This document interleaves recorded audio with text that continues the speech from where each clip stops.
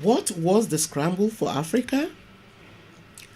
How did Ethiopia manage to resist being colonized during the scramble? Welcome. This is the Sankofa Pan African series. Really glad to have you here. Please click on the subscription button if you are not already subscribed. Thank you. Between 1884 and 1885, 13 European countries, hungry for raw materials and power, in cahoots with the United States of America, met in Berlin to decide the rules and regulations of African colonization. Colonization had, of course, been going on for centuries, and it was the cause of several clashes between greedy colonizing European countries. As such, they decided to allot parcels of Africa to individual European countries. They also wanted to set rules that would guide them in colonizing and administering these looted territories. Now, this infamous event is what is known as the Scramble for Africa. And as a result of it, from 1884 to 1914, the African continent was in conflict as European countries, like vampires,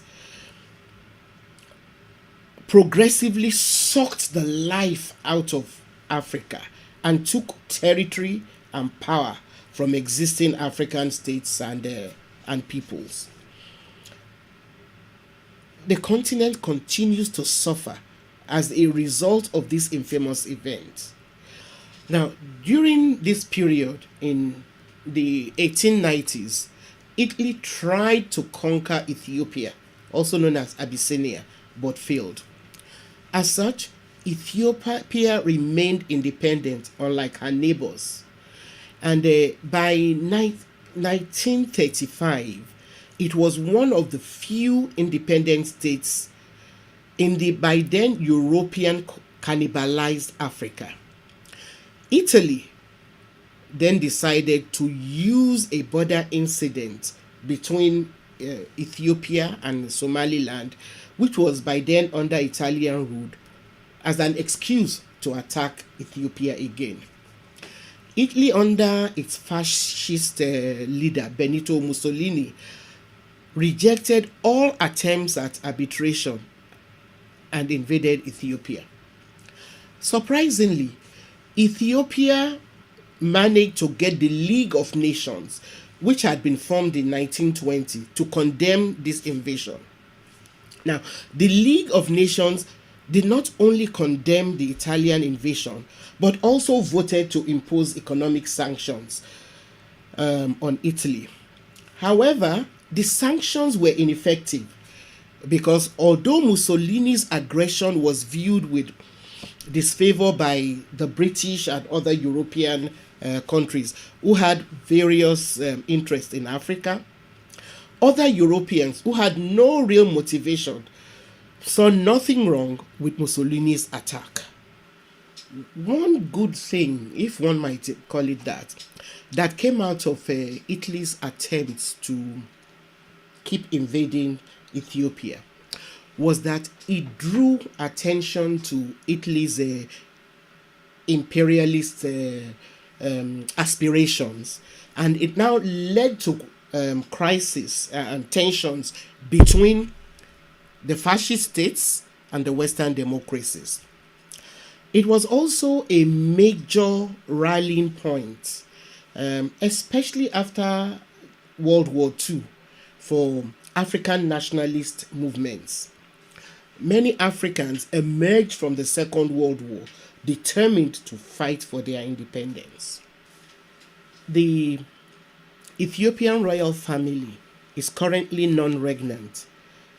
Members of the family who were in Ethiopia at the time of the 1974 revolution, which ousted Emperor Haile Selassie, were either imprisoned or and others exiled. Now, the Derg regime, which came into power after the monarchy was sacked, released the women of the dynasty from prison in 1989, while the men were only released in 1990.